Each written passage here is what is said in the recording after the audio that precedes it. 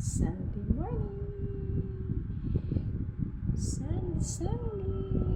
Today is Sunday, so we need to attend our must.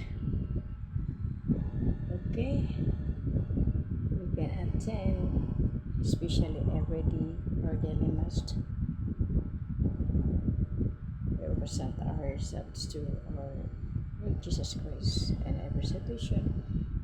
He's the only one, our protector, our savior, our guidance, and especially our God. Okay, so love more.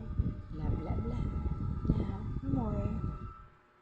Love more. Everybody, we must love.